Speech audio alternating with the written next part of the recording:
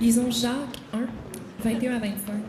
C'est pourquoi, rejetant toute souillure et tout excès de malice, recevez avec douceur la parole qui a été plantée en vous et qui peut sauver vos âmes. Mettez en pratique la parole et ne vous bornez pas à l'écouter en vous trompant vous-même par de faux raisonnements. Car si quelqu'un écoute la parole et ne la met pas en pratique, il est semblable à un homme qui regarde dans un miroir son visage naturel et qui, après s'être regardé, s'en va et oublie aussitôt quel il était. Mais celui qui aura plongé le regard dans la loi parfaite, la loi de la liberté, et qui aura persévéré, n'étant pas un auditeur oublieux, mais se mettant à l'œuvre, celui-là sera heureux dans son activité. Merci beaucoup, Rachel. C'est mon privilège de vous conduire en prédication ce matin, d'autant plus qu'on termine la série qu'on avait entamée il y a plusieurs semaines, voire mois, sur la première lettre de Pierre. On va donc se concentrer aujourd'hui sur le texte de 1 Pierre, chapitre 5, versets 8 à 14, dans lequel je vous invite à tourner. Et Pierre, dans ce texte, fait un dernier tour de piste. Plusieurs d'entre nous ont déjà fait un dernier tour de piste. Certains ont déménagé, ont changé d'appartement, ont même changé de maison. Et une fois tous les meubles déménagés, quand la maison est complètement vide, quand c'est le temps de barrer la porte et de remettre les clés, on fait un dernier tour de maison. On se rappelle des souvenirs qu'on a vécus dans cet immeuble-là avant de remettre les clés. On fait un dernier tour de piste. Certains, ça a été au cégep ou à l'université, à une école qui vous a influencé, qui vous a probablement marqué. Ou au moment de graduer, on fait un dernier tour des classes, un dernier tour des pavillons dans lesquels on a étudié, dans lesquels on a bûché pour obtenir les notes qu'on voulait.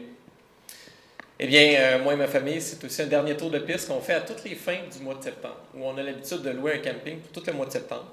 Et dans ce camping-là, tu peux même laisser ta roulotte là, tout le mois de septembre. Puis ça a comme l'effet d'un petit chalet. T'sais. Donc, à toutes les fins de semaine, on va passer du temps là, puis on peut revenir, puis on laisse tout là. T'sais.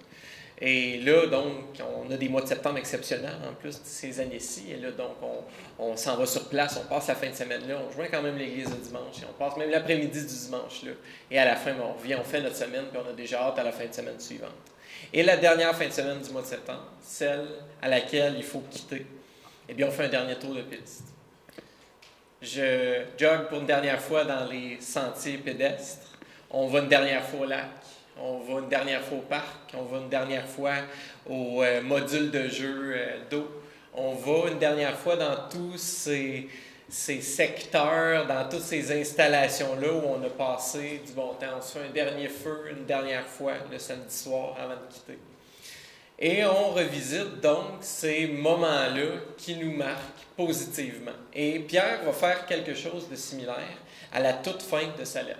Alors qu'il est conscient, évidemment, qu'il va conclure ses propos, il va aller revisiter certains thèmes principaux, des termes fondamentalement importants pour boucler la boucle de sa lettre. Il va aller revisiter des thèmes que je vous invite à croire avec moi, à résumer comme suit, dans un élément de phrase que j'espère qu'il va rester en vous. J'espère qu'on va être capable de s'approprier cet élément de phrase et non seulement de le retenir, mais aussi de le vivre au quotidien, dans les prochaines semaines, dans les prochains mois, au point où que ça devienne une seconde nature pour nous, de prendre cette posture-là, cette grande vérité-là dans l'application de nos vies face à Dieu. Dieu permet la souffrance pour affermir notre foi et nous invite à y persévérer. Ça va être le refrain qui va revenir tout au long de la prédication.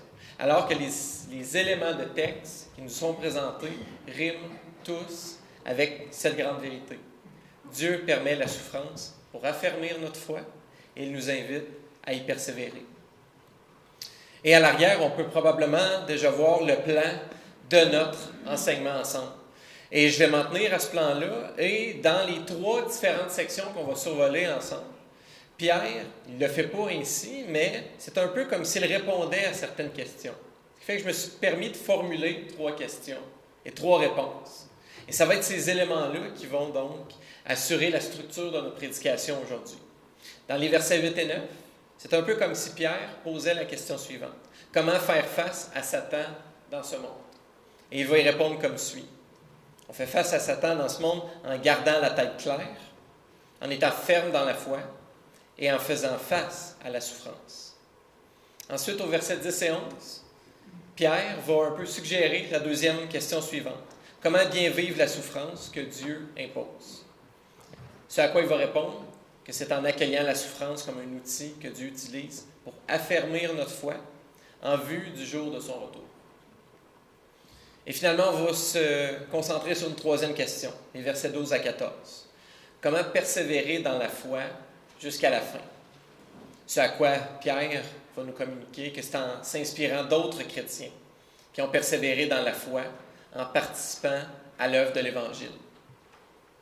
Et donc, ces trois grands items riment tous à une même grande vérité. Dieu permet la souffrance pour affermir notre foi et il nous invite à y persévérer. Commençons d'abord en prière, après quoi on va lire le texte et on va survoler chacune de ces trois questions. Seigneur, je te remercie pour le privilège qu'on a de pouvoir être présentement à ta présence, à prendre le temps d'étudier un texte biblique fondamentalement important. Important parce que tu nous l'as laissé, parce que tu nous l'as légué comme une ressource incroyable, de laquelle on a besoin quotidiennement pour grandir, pour persévérer dans la foi. Aide-nous à avoir un cœur ouvert pour accueillir les grandes vérités que tu veux nous communiquer, à moi comme à tous ici. Aide-nous à être persévérants dans la souffrance, sachant que tu nous l'offres comme un cadeau, comme un outil transformateur. Amen. Donc, lisons Pierre, chapitre 5, verset 8 jusqu'à 14. « Soyez sobres, veillez. Votre adversaire, le diable, rôde comme un lion rugissant, cherchant qui dévorer. Résistez-lui, ferme en la foi, sachant que les mêmes souffrances sont imposées à vos frères dans le monde. Le Dieu de toute grâce, qui, en Christ, vous a appelé à sa gloire éternelle, après que vous aurez souffert un peu de temps, vous formera lui-même, vous affermira, vous fortifiera, vous rendra inébranlable. C'est par le fidèle frère Sylvain, que je vous écris ces quelques mots, pour vous exhorter, pour témoigner que telle est la vérité, la véritable grâce de Dieu à laquelle vous êtes attachés. L'élu qui est à Babylone vous salue, de même que mon fils Marc. Saluez-vous les uns les autres par un baiser d'affection. Paix à vous tous qui êtes en Christ. » Et donc, la première question à laquelle on va s'attarder, comment faire face à Satan dans ce monde?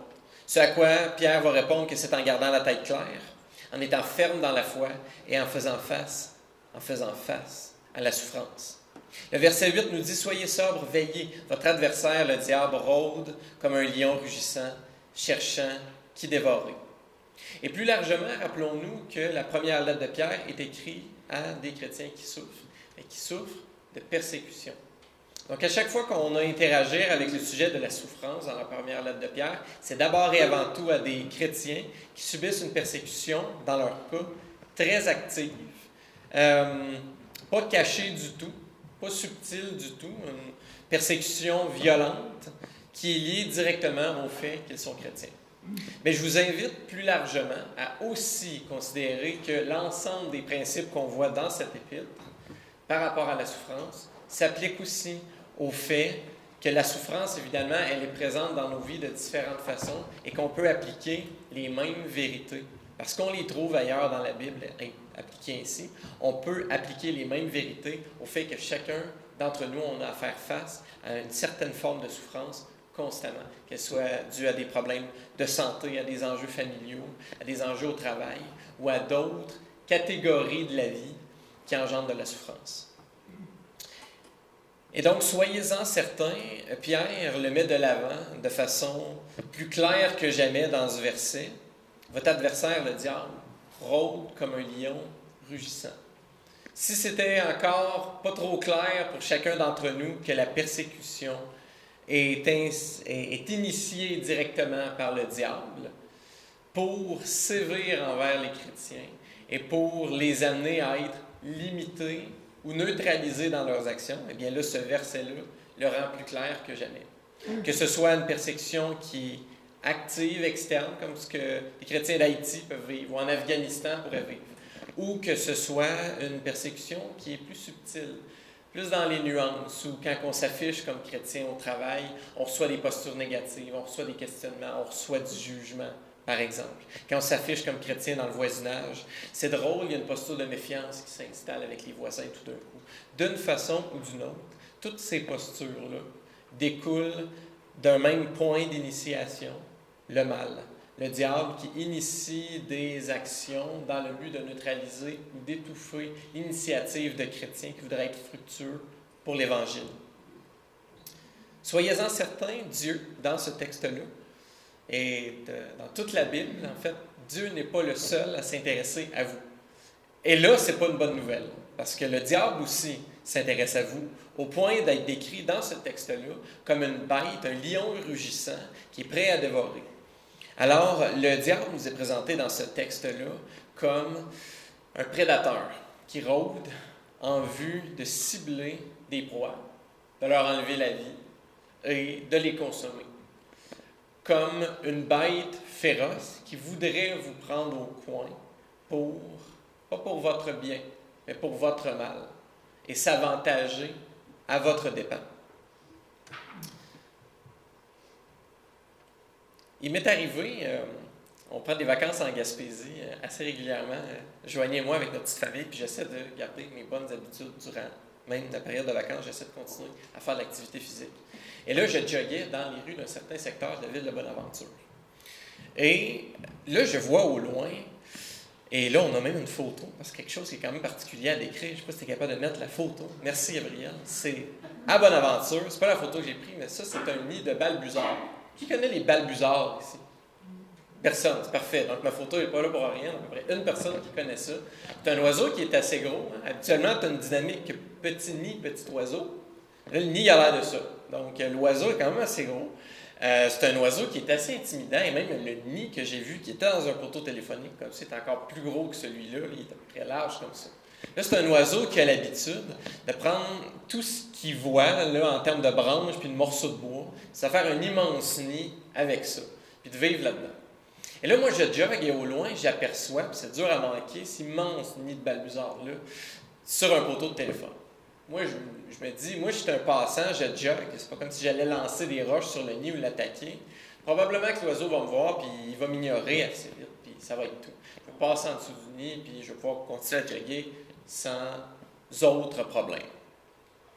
Et c'est presque ce qui est arrivé, mais pas tout à fait. Parce qu'au moment où je m'approchais du nid, ça reste un oiseau qui est assez féroce. Et là, l'oiseau est parti de son nid et commençait à faire des cercles autour de moi.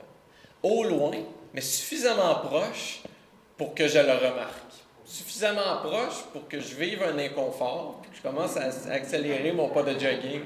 C'est drôle, mais on est encore plus motivé à jogger dans ce temps-là. Et là, c'est ces cercles-là. Et là, pour la première fois de ma vie, je me suis senti comme une proie. Où là, il n'y avait plus rien que je pouvais faire au moment où j'étais là pour me sauver. Si je bifurquais à droite ou à gauche, lui, il fallait juste adapter son angle d'aile. Puis je suis aussi cuit que tantôt. Si j'accélère, c'est certain qu'il peut aller plus vite que moi. Je ne peux pas changer de direction puis m'en sortir. Et là, je me suis dit, c'est quand même juste un oiseau qui fait une espèce de tentative d'intimidation assez sobre. Finalement, il est revenu dans son nid, j'ai quitté en joguant de façon accélérée, et ça a été tout. Ça n'a pas été plus que ça. Mais le diable nous est présenté comme ce prédateur-là qui a des proies en vue. Et quand il prend un chrétien en proie, quand il l'isole au point où là, il n'y a plus de manœuvre possible pour s'en sortir, eh bien, c'est bien pire que moi avec mon balbuzard. On peut revenir au plan de la prédication, s'il te plaît. En ce qui nous concerne, face au diable, cependant, on n'est pas invité à réagir de la même façon que moi face au balbuzard. C'est-à-dire que tu ne peux pas te sauver du mal. Pour la raison suivante, elle est présente dans chacune des sphères de la vie. Chacune des dynamiques de notre monde professionnel. À moins que vous, peut-être qu'il y a des exceptions, j'imagine que la publication chrétienne, ça s'appliquerait peut-être un peu moins, mais l'essentiel des secteurs de la vie professionnelle sont d'une façon ou d'une autre teints, colorés, influencés par le mal, par des motifs humains corrompus qui découlent du travail du diable. Tous les secteurs de la vie, d'une façon ou d'une autre, sont contaminés. Qu'on pense au monde économique, au monde politique, au monde commercial. toutes les entités de ce monde sont d'une façon ou d'une autre contaminées, noircies par le mal. Ce qui fait qu'on ne peut pas le fuir, ce mal-là.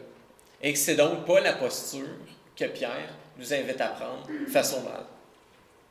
D'abord, le verset 8 précise que nous sommes appelés, face au mal, à garder la tête claire, à rester alerte. On parle ici d'un terme qui désigne de garder la tête froide, en se tenant loin des tiraillements internes ou d'un manque d'objectivité face à une situation donnée. Si vous voulez manquer d'objectivité face à une situation donnée, on parle évidemment là, dans un contexte de tentation, on parle face au mal.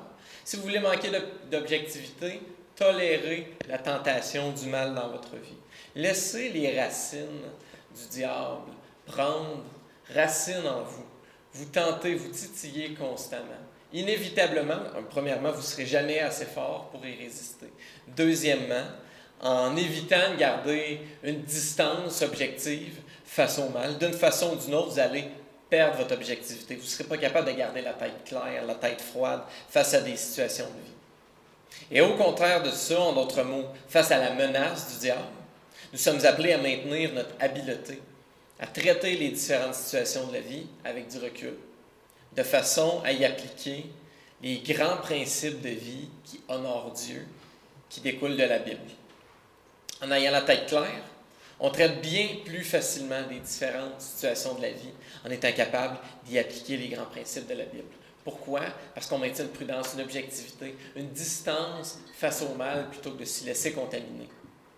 Avoir la tête claire, ça se gagne et ça se développe. Et ça se maintient. En validant nos perceptions avec des gens impartiaux face aux situations qu'on vit. En prenant les conseils de gens expérimentés. En évitant de prendre rapidement des décisions qui peuvent être prises lentement. En gardant et en maintenant une distance face au mal autour de nous. En s'immergeant dans l'étude de la Bible pour que les grands principes de la Bible, les grands principes de vie, d'application, soient naturellement notre référent quand vient le temps de réagir dans une situation. Et avoir la tête claire, c'est aussi donc le meilleur moyen d'être disposé à bien accueillir la souffrance que Dieu permet, comme un moyen d'affirmer notre foi en y persévérant. C'est en s'équipant d'une telle façon qu'on peut plus facilement résister au diable, comme le verset 9 nous le mentionne. Le verset 9 va dire « Résistez-lui ferme en la foi, et sachant que les mêmes souffrances sont imposées à vos frères dans le monde. » Résistez-lui ferme en la foi. On ne peut pas fuir d'une façon ou d'une autre l'oppression du diable, même la tentation et la souffrance que ça implique. On est appelé à y résister, à y faire face, ferme dans la foi. D'abord, donc, on est appelé à faire face plutôt qu'à faire preuve d'évitement lorsque le diable s'impose, lorsqu'il afflige. Il provoque de la souffrance bien inévitablement, mais comme on le mentionne dans le verset 9, d'y faire face est la meilleure posture qu'on peut prendre. Comment est-ce qu'on cherche naturellement à éviter la souffrance? Eh bien, de nombreuses façons, vous le savez autant que moi, de façon à engourdir le mal, de façon à l'éviter, à s'y étourdir. Certains se séparent le divertissement, d'autres par une vie suroccupée, d'autres en évitant d'aborder des situations houleuses et en restant passifs alors qu'on devrait être actif. D'autres, c'est par la consommation de substances. Et donc, plutôt qu'éviter la souffrance, on est appelé à y faire face, j'ajouterais même courageusement, sachant qu'une multitude d'autres chrétiens dans le monde doivent subir des moments aussi difficiles que nous, voire même pire que nous. Et c'est le fondement de l'argument de Pierre ici. D'autres chrétiens dans le monde sont tentés comme vous êtes tentés, souffrent comme vous souffrez, sont persécutés comme vous êtes persécutés, peut-être même de façon pire que vous l'êtes présentement. Et du fait qu'on est dans le même bateau, qu'on est dans un mouvement commun où chacun est affligé par moment, eh bien, ça devient plus facile de le vivre puisqu'on n'est pas laissé seul. Évidemment, de façon large, dans le monde, clairement, il y a des chrétiens dans le monde qui souffrent de persécutions beaucoup pire que ce qu'on vit au Québec. Mais c'est pas en écartant les souffrances que de nombreuses personnes ici vivent. C'est pas parce que des gens vivent pire qu'on n'a pas le droit d'aborder les souffrances qu'on vit. C'est pas ce que ce texte-là dit. Ce que ce texte-là dit, c'est que la souffrance que chacun on vit comme individu, on est aussi appelé à la vivre en groupe. D'autres souffrent comme nous. D'autres sont capables d'empathie envers nous parce qu'ils ont souffert des souffrances similaires aux nôtres. Et quand on souffre, évidemment, la pire réaction à avoir comme chrétien, c'est de s'isoler, c'est de le vivre seul, c'est de le vivre coupé de la présence du peuple de Dieu. Parce que le peuple de Dieu est capable, de façon communautaire ensemble. Plusieurs l'ont vécu en participant aux activités d'un groupe maison. Les souffrances d'un individu deviennent des souffrances collectives et deviennent finalement un mouvement de support collectif quand on est capable ensemble de faire preuve d'empathie face à la souffrance d'un et de l'autre. Dans notre groupe maison, on le vit, plusieurs personnes souffrent et face à ces souffrances-là, je vois clairement le groupe faire preuve d'intérêt, faire preuve d'empathie, faire preuve de soutien mutuel. Et là, c'est drôle, tout d'un coup, la souffrance d'un, oui, devient la souffrance de plusieurs. Pourquoi? Bien parce que chacun, on est capable de s'identifier à ces souffrances-là. Mais il y en a de l'empathie. Une dynamique de groupe qui est appelée à vivre ici, à être vécue ici face à la souffrance.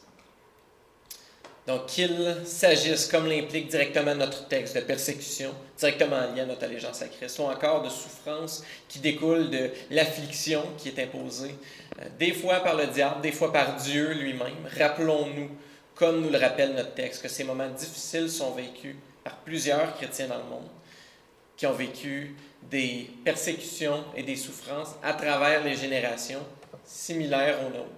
Mais aussi qu'on est capable de trouver de l'empathie, du support au sein du peuple de Dieu, puisque plusieurs ici ont vécu des souffrances similaires et sont capables d'empathie et de soutien face à ça. Ainsi, comment faire face à Satan dans ce monde? En gardant la tête claire, en étant ferme dans la foi et en faisant face à la souffrance. Encore plus, le texte de ce matin met en lumière le fait que Dieu lui-même suscite la souffrance dans notre vie pour des fins positives.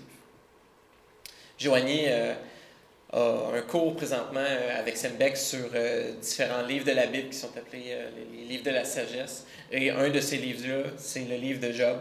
Et une des grandes vérités qui ressort du livre de Job, c'est la suivante.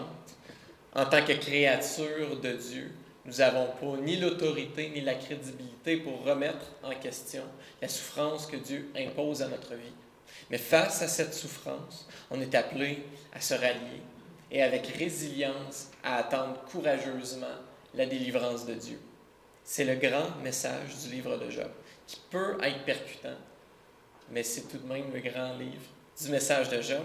Et il y a certains éléments de ce texte-là, évidemment pas directement, mais certains principes qui reviennent dans le texte d'aujourd'hui. Notre deuxième question va comme suit: comment bien vivre la souffrance que Dieu impose? Eh bien, c'est en accueillant la souffrance comme un outil que Dieu utilise pour affermir notre foi en vue du jour de son retour. Le verset 10 nous dit: « Le Dieu de toute grâce, qui, en Christ, vous a appelé à la gloire éternelle. » Eh bien là, déjà, on a l'objectif en vue, la gloire éternelle. Ce à quoi Dieu nous a appelés, l'objectif final, la ligne d'arrivée. Cet élément, cet événement-là qui va arriver un jour où la course va être, on pourrait dire même, enfin terminée par un moment, et où on va pouvoir entrer en la présence de Dieu et être invité à triompher avec lui pour toujours, dans un monde vidé du mal, où le grand roi va établir son règne, et où il va récompenser tous ses fidèles, les chrétiens, en leur octroyant de vivre avec lui dans ce monde transformé et à régner pour l'éternité. C'est là notre objectif. Et regardez la suite du verset 10. Donc, le Dieu de toute grâce qui, en Christ, vous a appelé à sa gloire éternelle, après que vous aurez souffert un peu de temps, vous formera lui-même, vous affermira, vous fortifiera, vous rendra inébranlable. Je m'arrête là pour le moment. Il y a un lien clair qui est établi entre notre destinée finale, la souffrance qu'on vit présentement, et l'effort que fait Dieu à travers cette souffrance-là de nous former, de nous affermir, de nous fortifier. Dieu coordonne un travail où la souffrance peut être le plus grand outil qui est disponible pour nous affermir dans la foi. Si on est disposé à l'accueillir comme telle, bien évidemment. Et des situations de souffrance, eh bien, elles peuvent être accueillies, évidemment, de différentes façons. On a tous en tête des chrétiens qui ont vécu des moments de souffrance significatifs, mais qui se sont aigris, qui se sont mis en colère, qui ont laissé l'amertume s'enraciner en eux. Et là, après, ils ne sont plus jamais les mêmes. C'est des chrétiens refroidis, c'est des chrétiens désillusionnés, c'est des chrétiens amers. Ce n'est pas des chrétiens qui ont su accueillir la souffrance et y faire face. C'est des chrétiens qui s'y sont fermés, qui ont décidé de fermer leur cœur à la transformation possible de Dieu. Et là, quand l'autobus passe, c'est le temps d'embarquer pour une ride qui ne sera pas évidente, mais qui va mener à un terminus positif. Eh bien, eux autres décident de passer leur tour, de prendre le billet et de le déchirer. Puis de dire, non, moi, cette souffrance-là, j'en veux pas. Et si elle a à m'être imposée, je préfère y réagir avec fermeture parce que je pense que c'est pas juste que je la vive comme ça. C'est évidemment une façon péjorative de faire face à la souffrance. Mais je vous dirais qu'il y en a une autre. On a le droit à une certaine honnêteté, une certaine transparence, les uns avec les autres. Eh bien, il y a l'apitoiement aussi. De vivre un moment de souffrance, de vivre un épisode de souffrance et de ne jamais réussir à en sortir. D'être constamment percuté par notre souffrance. Et bon, d'y être attristé, de la pleurer, de la souffrir, de la partager, d'en parler, mais de tourner en rond. Il n'y a jamais suite à ça. Ça paralyse, ça fait faire du surplace. Et il est comme plus capable d'en sortir, cette personne-là. Mais il y a une façon positive de vivre la souffrance. Ça, c'est William Pugh qui m'a aiguillé à être capable de mettre des mots sur ça. La vraie bonne façon de vivre la souffrance, c'est de l'accueillir. En anglais, on dit « to embrace suffering ». Il n'y a pas vraiment de terme pour embrasser la souffrance, ça ne se dit pas en français. Là. Mais l'équivalent le plus proche, ce serait d'accueillir la souffrance avec ouverture et de prendre la gageure que Dieu la coordonne dans notre vie et que si on reste fidèle, persévérant, qu'on continue à persévérer sur le chemin de la vie chrétienne, en honorant Dieu par nos actions, eh bien, au bout de ce tunnel sombre-là, il va y avoir quelque chose de bénéfique. De prendre cette gageure-là avec Dieu, de dire, tu la coordonnes comme ça, mais je vais être game d'aller dans la direction de t'honorer quand même. Je vais prendre je vais dire, c'est pas le mot risque que j'ai en tête, mais je vais prendre cette gageure-là, que ça va être mieux comme ça que si je m'y ferme et que je cherche à éviter la souffrance, puis finalement, elle va toujours quand même être un peu là, puis je ne vais jamais vraiment bien la traiter, puis venir à bout de ce problème-là ou de cet élément de souffrance-là. La meilleure chose à faire, c'est encore d'être capable de s'y ouvrir, de l'accueillir frontalement, puis de dire, parfait, c'est là pour rester le temps que ça va durer. Seigneur, tu vas être avec moi, j'y vais de front, et j'y fais face, et je l'accueille, la souffrance. Ça durera le temps que ça va durer, et comme Job, je vais patienter avec résilience et avec foi, que tu vas faire quelque chose avec cet élément de souffrance-là, et qu'au bout du compte, il va y avoir du positif.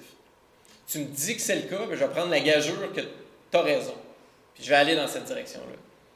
Et savez-vous quoi? Dans toutes les situations de souffrance que j'ai vues où des gens ont fait ça, ça a eu du bon, ça marche, ça fonctionne. Dieu sait ce qu'il fait. Donc, c'est là que, constatant tout le potentiel bénéfique et transformateur de la souffrance pour nous conduire à mieux, on peut se joindre à Pierre, qui dit au verset 11, « À lui, à Dieu, soit la puissance au siècle des siècles. Amen. » Ainsi, comment bien vivre la souffrance que Dieu impose? En l'accueillant.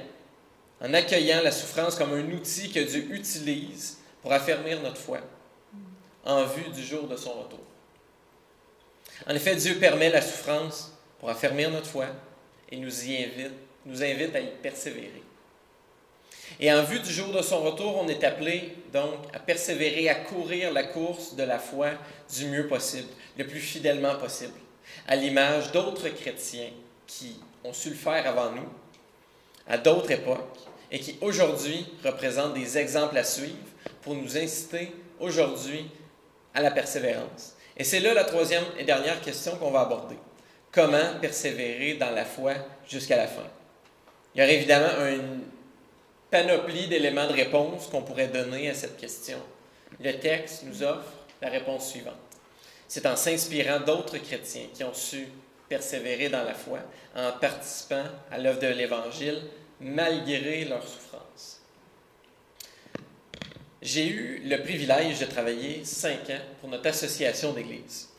Et durant ces 5 années, j'ai côtoyé beaucoup, évidemment, de piliers de la foi, de pionniers de la foi au Québec. Certains étant même encore actifs dans l'œuvre de l'Évangile aujourd'hui, ils ne sont même pas à la retraite. Et parmi ceux-là, il y a un homme, si j'en en nommer un, là, qui est le numéro 1, qui a su avoir le plus grand impact sur moi, et c'est Gilles Lapierre. Est-ce que certains connaissent Gilles Lapierre ici? Ah, quand même, certaines personnes le connaissent. Et Gilles Lapierre, par son tracé de vie, évidemment, il est encore en vie aujourd'hui, représente le genre de tracé de vie que je voudrais que ma vie devienne. Il est devenu chrétien, il a travaillé comme infirmier dans un hôpital à Chibougamau. Et éventuellement, la dynamique de petites régions éloignées étant ce qu'elle est, il est rapidement devenu cadre dans le domaine de la santé. Qui dit petite région, dit aussi progrès professionnel plus rapide que dans les grandes villes. Et éventuellement, il a répondu à l'appel de Dieu de devenir pasteur de façon rémunérée à temps plein pour l'église de Chibougamau. Éventuellement, plus tard, a répondu encore une fois à l'appel du Seigneur de devenir directeur général d'association et pasteur bénévole pour l'Église de l'Est à Montréal. Mandat qu'il a accompli durant de nombreuses années. Il a laissé une trace profondément positive sur l'association. Mais éventuellement, eh bien, il a été limité par des problèmes de santé. Et là, plutôt que de tout lâcher, il a simplement mis un pas en arrière et le directeur général, il est devenu directeur adjoint. Et le nouveau directeur général pouvait compter sur son soutien, sur son expérience pour plusieurs années.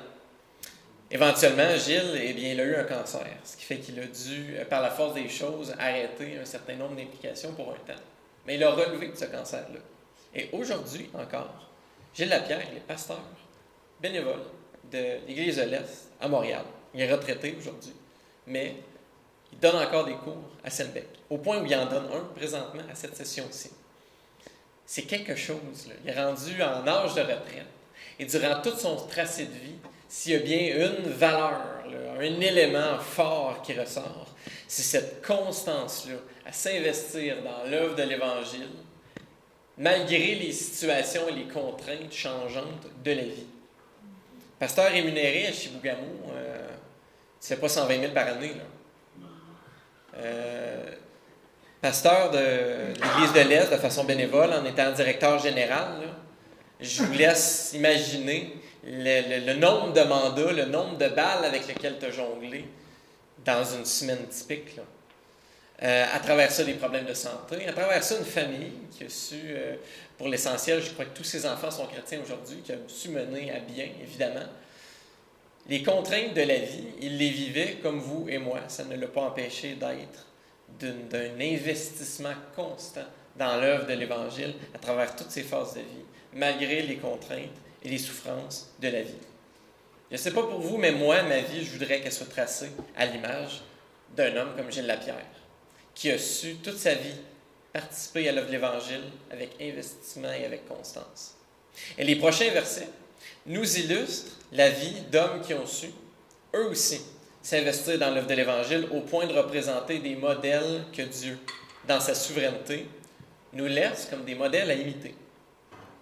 Évidemment, la personne à imiter, la personne par excellence à imiter, ça reste Jésus-Christ. Il en demeure pas moins qu'à travers l'histoire de l'Église et à travers le premier siècle, Dieu nous laisse nombre d'exemples de gens qui ont su agir comme des pionniers et des exemples à suivre, desquels on peut s'inspirer pour persévérer. Dieu en dépose dans cette Église-ci également. Et évidemment, le centre, le point central de ces éléments de texte-là, c'est que ces hommes, ces femmes de foi peuvent nous servir d'exemple pour nous aussi, à notre tour, persévérer. Le verset 12 nous dit, « C'est par le fidèle frère Sylvain que je vous écris ces quelques mots. » Sylvain, aussi appelé Silas dans les Actes, et ce disciple de confiance. Il est appelé fidèle frère et ce n'est pas un vocabulaire que Pierre va utiliser ailleurs dans ses écrits. Fidèle frère parce qu'il le désigne comme quelqu'un de caractère fidèle et frère au sens d'un collaborateur pour l'Évangile. Eh bien, Sylvain, c'est ce disciple qui a succédé à Barnabas comme pionnier pour l'œuvre missionnaire dans une certaine région géographique de l'époque. C'est pas n'importe qui. Si, par exemple, et on ne le souhaite évidemment pas, si Matthieu était pour être repris par le Seigneur demain, je peux vous dire que le prochain pasteur de l'Église d'aujourd'hui, qui serait rémunéré pour remplacer Matthieu, ce ne serait pas le premier venu. Ça, je vous le garantis. Ce serait quelqu'un qui serait choisi minutieusement, parce que Matthieu va laisser un précédent. Et ce précédent-là doit être suivi par quelqu'un, pas juste d'investi dans l'œuvre de l'Évangile, mais qui aussi a su faire ses preuves avant, au point qu'il représente une certaine garantie de pérennité sur ce que Matthieu ferait. À l'association, j'en parlais tantôt, on est à un changement de direction générale. Louis Bourque a fini son mandat. Eh bien, l'homme qui le succède, François Turcotte, je peux vous dire que ce n'est pas le premier venu. Je peux vous dire que c'est un pasteur d'expérience et c'est quelqu'un qui représente un homme de foi qui est capable de continuer une œuvre qui demande à un chrétien d'expérience et un chrétien qui a fait ses preuves de pouvoir faire la suite des choses. Eh bien, Sylvain représente cet homme. Donc, au 1er siècle, on confiait bien entendu les mandats missionnaires d'envergure aux disciples les plus affermis, dignes de toute confiance, et c'est le cas de Sylvain dans ce texte.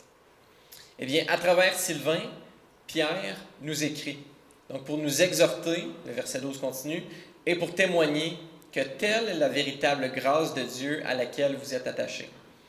Et de la façon que la phrase est construite, les experts s'entendent pour dire essentiellement que quand Pierre exprime « telle est la véritable grâce de Dieu à laquelle vous êtes attachés », eh bien, c'est l'ensemble des écrits que Pierre décrit. L'ensemble de la lettre de Pierre représente, finalement, une grâce de Dieu que Dieu, à travers Pierre, expose. Et ces éléments de texte-là nous sont laissés comme une grâce de Dieu auquel on est appelé à s'attacher.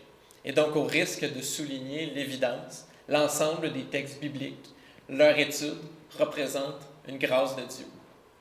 Le fait de prendre des cours de théologie, d'approfondir la Bible, de savoir naviguer les textes bibliques pour en creuser les fondements, ressortir les grandes vérités, tout ça, leur accès, évidemment, sont des grâces de Dieu. Le verset 13 continue. « L'élu qui est à Babylone vous salue, de même que mon fils Marc. » L'élu qui est à Babylone serait, selon les experts, un terme qui désigne l'Église de Rome. Une Église qui était particulièrement éprouvée. Église au sein de laquelle Pierre et Sylvain œuvrent tous les deux. C'est une Église qui, en plus de subir des persécutions actives pour l'Évangile, fait face à un certain nombre de dérèglements moraux qui sont dignes des grandes villes, même contemporaines. Un dérèglement de débauche, de la lassitude morale, tout ça était caractéristique de la ville de Rome. Donc, c'est une Église qui, en plus de devoir affronter la persécution, affronte aussi une divergence morale inappropriée autour d'elle. C'est au sein de cette Église que Pierre œuvre, que Sylvain œuvre, qu'ils nous écrivent tous les deux.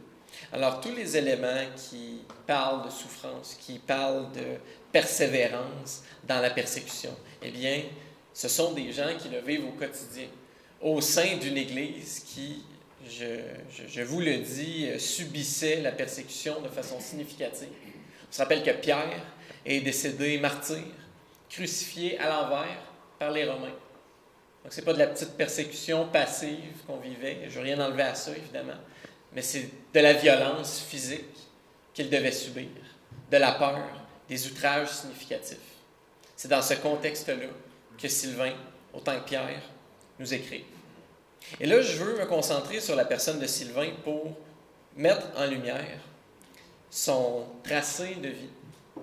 Ce n'est pas quelqu'un qui nous vient en tête rapidement quand on parle du Nouveau Testament. Si je vous dis, donne-moi 3 personnes significatives du Nouveau Testament, Paul, Pierre, Jean, Jacques, Jésus, évidemment. Il y en a plein qui vont ressortir. Sylvain, il ne sera pas dans le top 10. Il va être bas. Ça, c'est s'il sort à un moment donné, parce que je ne suis pas sûr qu'il sortirait tant que ça. Et pourtant, là, on a un chrétien qui a succédé à Barnabas, un frère fidèle, un chrétien qui a fait ses preuves de caractère intègre, qui, malgré le fait qu'il n'ait pas une vie à l'avant-plan, comme d'autres, a su s'investir significativement dans l'œuvre de l'Évangile, malgré les persécutions et les souffrances de sa vie. Il est à l'Église de Rome. Au point qu'il a été utilisé par Dieu pour mettre par écrit la révélation de Dieu. On dit souvent que les écrits bibliques sont inspirés dans leur langage original, dans leurs textes originaux. Sylvain, c'est l'auteur du texte original d'un écrit inspiré. C'est le médium que Dieu a utilisé pour mettre sur papier un écrit inspiré. C'est significatif comme contribution. Et je vous invite à voir et à croire avec moi que Sylvain n'a pas vu ça de son vivant.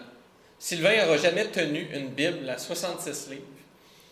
Et dans le Nouveau Testament, de lire la première lettre de Pierre puis de dire « OK, c'est comme ça qu'ils l'ont traduit en français ». Il n'aura jamais eu ce privilège-là de même tenir une Bible assemblée avec un canon complet. Parce qu'à l'époque, au Premier Testament, évidemment, l'ensemble des écrits bibliques, incluant le Nouveau Testament, n'était pas assemblé. Ça a pris une certaine période de temps après qui, logiquement, aurait dépassé la vie de Sylvain.